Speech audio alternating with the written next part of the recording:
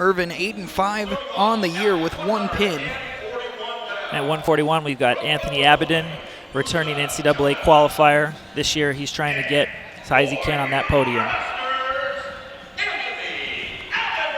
Abidin in 2016 so far is 4-1 with his one loss coming from number 6 Micah Jordan of Ohio State.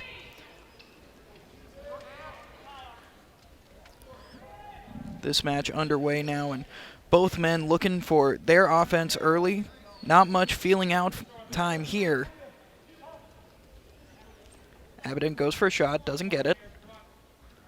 He's a really dangerous wrestler when he gets in those underhooks right there. He has some Greco skills, so he can throw. But if guys don't want to tie up, he can stay from the open and be explosive. Abidin is really moving him well. Gets in on a single leg, gets the 2 points quickly. Great chain wrestling there. Uses that dresser dump into a high C finish.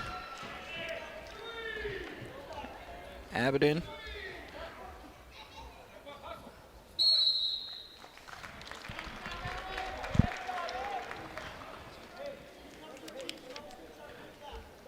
Correction, it is not Brock Irvin, it is Musa Jodeh. Our apologies there.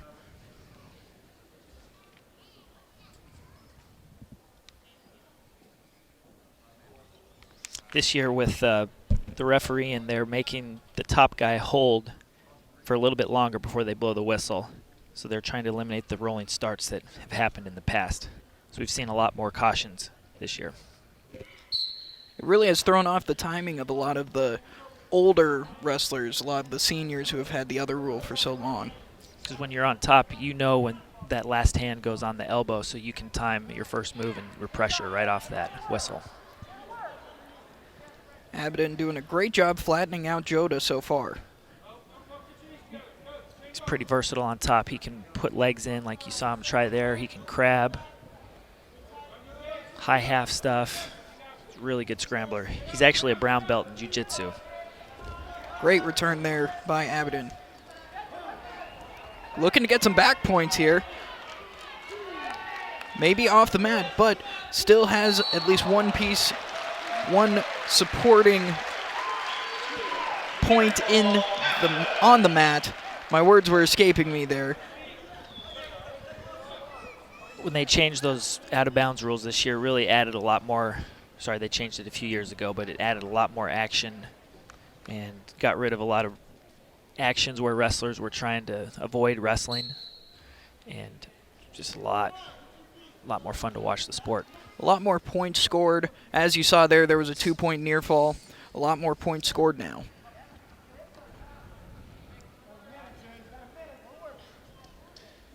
Abidin, arm deep on that collar, switches to the wrist. Sinks a leg in, tries to sink it in, now gets it in. Trying to flat out his opponent. Key there for him to get him down is to arch his back, put a lot of pressure on bottom man's hands. Really trying to move Jodeh here, but he is not wanting to move, and there's a stalling call. Up to his feet now. Good return straight to his back. Getting some near fall points there. Jodeh trying to get away. Abidin doing really well to stay on top. Very well done there. You can see Abidin's right leg keeping Jodeh's left leg, keeping that pressure down into him so he couldn't turn back into him. And that's a 4-point near fall. That's new this year. Yes, if you get a 4 count or more, then you get 4 points. You used to have to get a 5 count for 3 points.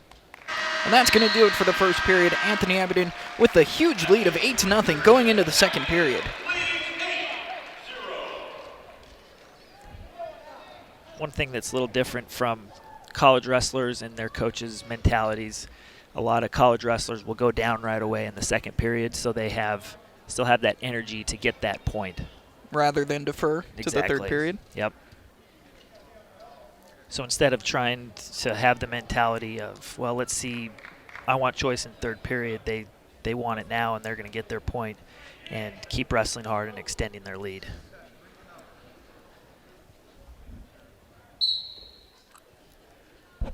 Abidin builds up.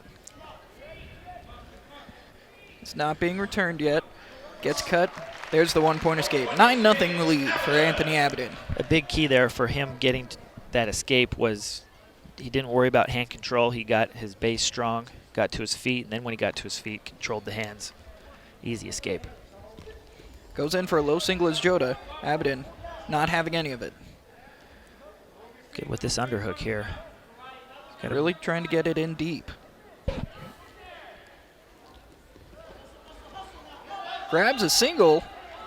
Just kind of fell into that one. Abidin's using that whizzer, trying to keep pressuring, gets his leg back.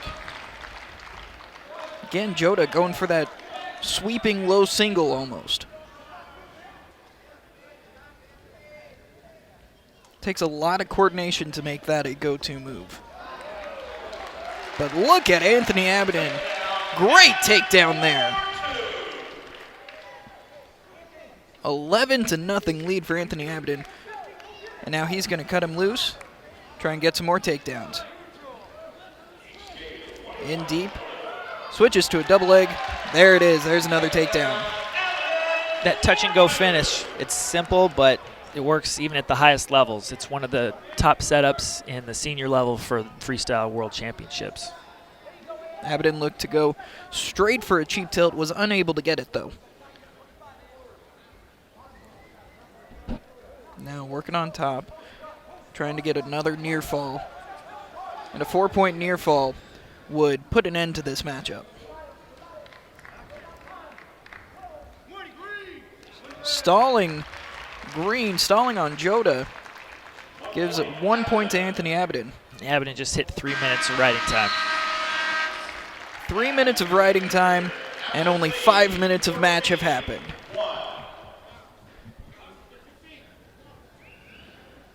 We go into the third period. Anthony Abidin just dominating in this match. He's had a few hiccups, few struggles this year, but it's a long season. They start cutting weight in November, and the NCAA tournament isn't until mid to late March. Long time to keep your weight down. Abidin exposes his back, and there's the back point. Trying to keep him on his back, trying to get that fall. There it is, tech fall for Anthony Abidin. Big win to start off for the Huskers.